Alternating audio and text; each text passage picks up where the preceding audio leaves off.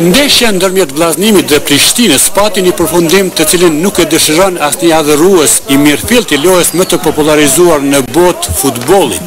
Ndeshja përfundoi në minutën e 69, pasi që më parë gjyqtari ansor Edmund Zeqiri ishte goditur nga persona tash për tash të panjohur dhe 5 minuta kishte qëndruar i shtrirë në terren. Gjysmëloja e parë ishte baraspeshuar dhe me një cilësi mesatare, e cila nuk kënaqi edhe 4.000 spektatorë sa ishin tubuar në stadiumin e qytetit në Gjakov. Fillimisht tentuan mysafirët përmes Ibrahimit. Në minutën e 9 shënuam një aksion të dyfish të ekipit të Vllaznimit.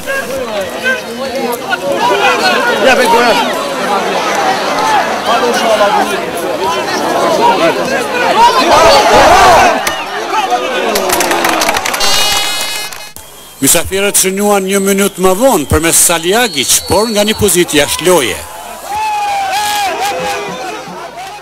Rasti më i mirë në 45 minutat e para ndodhi në minutën e 25 pas depërtimit të rrogovës së Vllaznimit.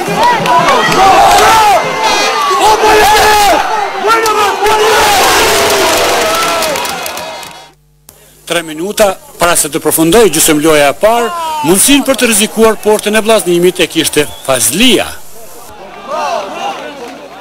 Edhe fillimi i gjysmëlojës së dytë nuk ishte premtues sa i përket cilësisë së lojës së futbollit. Prishtinasit qetësuan lojën për të përfasuar më pastaj 2 herë radhazi ekipin vendas. Golin e parë për Prishtinën e shënoi Astrid Fazlia në minutën e 55 pas goditjes nga këndi të Sermagjajt.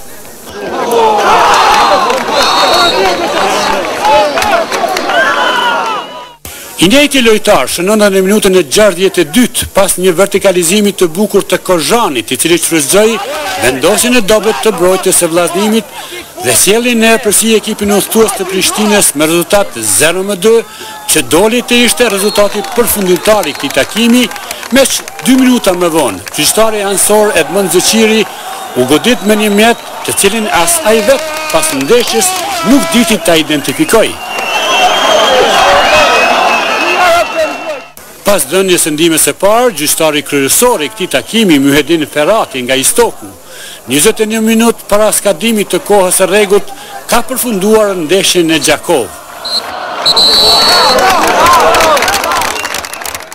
Pas ndeshjes, kryetanieri i Vllaznimit Shosholli dhe ai mysafir Krasniqi vlerësuan se deri në momentin e incidentit, loja ishte 8 ferë dhe korrekte. Ne tentuam që të marrim deklarata dhe nga vëzhguesi i këtij takimi Ismet Ahmeti nga Peja dhe gjyqtari kryesor Ferrati, të cilët refuzuan një gjë të tillë meq si seksuan ata. Rregullat nuk e lejojnë një gjë të tillë. Sidoqoftë, epilogu përfundimtar për të gjithë atë që ndodhi sot në stadiumin e qytetit në Gjakov do të dihet pas vendimeve të organeve përkatëse të Federatës së Futbollit të Kosovës.